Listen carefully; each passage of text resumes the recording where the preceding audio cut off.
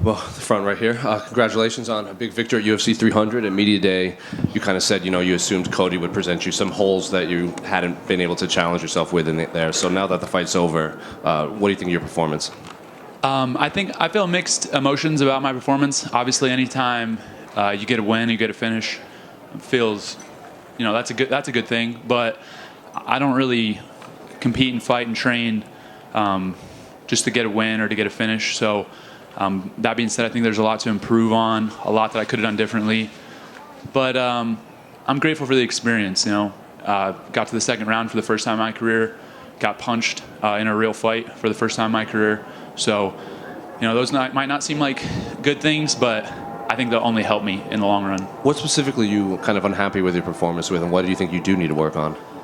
Well, I'll be honest, that $300K bonus got me trying to knock this dude out like right away.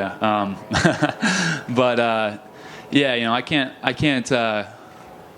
I think be easily, drawn into that type of fight, just because that's pretty much the only type of fight I'm going to lose. Anytime the fight, as everybody saw, as the fight continued, I was widening the gap and landing more shots and starting to dominate and control. And I think I can do that at the beginning without, getting wild and brawling at all. So, a little frustrated with myself in that, but it's a learning, it's a learning experience, it's a lesson. And, hopefully I'll get a quick turnaround and be able to get back in the octagon soon and just grow from that. At the end of that first round, especially in that first round, when you took him down, he kind of went on the defensive right away, and even at the end, he just kind of held you before. So what did you make of what he presented to you in there? It was a good strategy, just trying to hold on. At the same time, for me, I felt like the longer the fight went, the better off I was, and the more tired he was going to be, the less he was going to be able to defend me. So, I knew the finish was going to come. But it is frustrating when a guy's just, trying to hold on. And I know he was like trying to get let back up by the ref, and his coaches were screaming, "Let him back up" and stuff. But I was advancing position as much as I could and just controlling the fight. It's not the most exciting thing in the world, but it's what I needed to do. More frustrated with how I handled getting to the takedown initially and just leaving myself a little vulnerable in my mind. Were you surprised by the frosty receptions you've had at the press conference and then in the fight today? It's interesting. Well, I felt like at the fight it was not a frosty reception. I felt it was very positive. I really didn't hear any boos at all coming out, a lot of cheers. And I think that's more indicative of how the fans actually feel. At the press conference and a lot like the smaller events, you get the diehards, right? The guys that are watching every single fight, and they're obviously more frustrated with me being on the main card. But I think the general fan, the mass of people, these people like me a lot, and I'm going to turn these hardcores around too, just because I'm going to keep performing, keep doing my thing, and I'm one of these guys. I watch every fight. I've studied the sport, and it is weird that I was on the main card. Like, I'm 5-0. I haven't fought anybody ranked, anybody good. Like, that's crazy. But the reality is, a lot of people want to see me fight. And even if you're mad about it, you're going to watch. You said you wanted a quick turnaround. Are you eyeing like a big fight card, like International Fight Week at the end of June, or would you like more time off? I'm thinking probably August, because if I can get a fight in August, then elk archery season is all September, so I can get a fight in August, archery season, and then get right back on it for December. But I wouldn't mind June or July, so we'll see. Well, August I think is going to be Perth, Australia. That's the pay-per-view. Would you go all the way over there? Shoot, that doesn't sound bad. I've never been to Australia, but I do have a decent amount of Australian fans. I think been on the same card as a few Australian greats, so that might be fun. Last one for me. Did you see Hamzat's tweet about your fight? No, what'd he say? He said the wrestling was big bullshit. Yeah, this guy's crazy, man. I think, obviously, like I said, I'm not happy with the way I performed either, so it's easy to be critical. And it's easy to be critical, of me, a guy who has less experience. But at the end of the day, I'm getting finishes. This guy's winning decisions. And, he's gassing out at the end of rounds. I'm widening the gap. So, we ever fight, he's coming out hot, but I'm probably winning, first round, second round, third round against this dude and widening the gap. Every day I widen the gap on that guy, to be honest.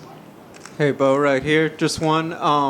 Obviously, we talked about fatherhood at Media Day. When your son's a little older and he can understand a bit, what are you going to tell him about this UFC victory? I don't think I'll bring it up. I don't think I'm really going to be bringing up any of my past accolades. Once my son's older and doing his own thing, I'll probably just be focused on him and helping him do whatever he wants to do. You know, whether he wants to play sports or play piano or whatever he wants to do, I'll be focused on that and, you know, let him carve his own path. If he watches some videos, it's like, Dad, that's crazy. What were you thinking? What do you think your answer is going to be? Like, to be honest, Bud, I wasn't thinking that much at that point.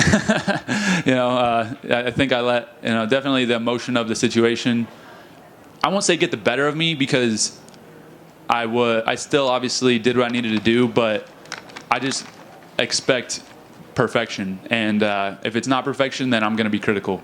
Hey, Bo, over here, you mentioned post-fight about a possible matchup against Fluffy Hernandez. Just looking at him as a fighter, how do you feel like your style kind of matches up against his? I just think that would be a fun fight, a great fight. He's a guy that has great cardio, wrestling, good striking. He's well-rounded, and got a big win in his last fight. And I think that's, you know, and then very, very shortly, if it's not my next fight, it'll be soon. But that's the type of guys that I want to be fighting. You know, I don't even. He was just the name that came to my mind because I watched this fight recently, but any of these guys, you know, around that ranking, around that part of the division, are guys that I'm ready for. You know, if I have to get a couple more fights before I'm fighting ranked guys, then that's fine. That's a discussion between myself and the UFC. But you know, I want to start fighting better guys, and he's a guy I see as a better fighter.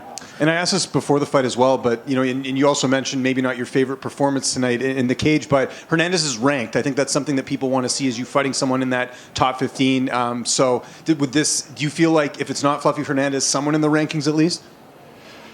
It doesn't really matter. To me, it's a conversation between, like I said, myself and the UFC, and we'll see what makes sense. But I want to start getting to that point. You know, I think that this was a great experience for me. Like I'm you know, a few minutes more removed. Also, did Armin win? Armin won, yeah. Let's go, ATT baby. Yeah. Love Charles, but got to go with ATT. I'm just going to throw out one other name to you quickly, and just because he fought recently and it looks like he's still got something left. Chris Weidman, is that a fight that would interest you, just as a vet who's kind of, you know, ending and getting towards the end of his career? We saw Holly Holm and Kayla tonight, who fought, you know, Kayla's your teammate, obviously. Is that something that would entice you at all, you and Chris Weidman? No, I love Chris Weidman, man. He's awesome. You know, I did my post-weigh-in interview with him in D.C. Yesterday, and I love that dude. He's a guy, you know, I've watched him for a long time before he was ever champion, and, you know, a fellow wrestler, fellow All-American. So, you know, while that would be a fun fight, I think that's not of interest to me at all. But after the fight, Dana made a point to come over and talk to you as you were leaving the cage. I'm curious what exactly he was saying to you.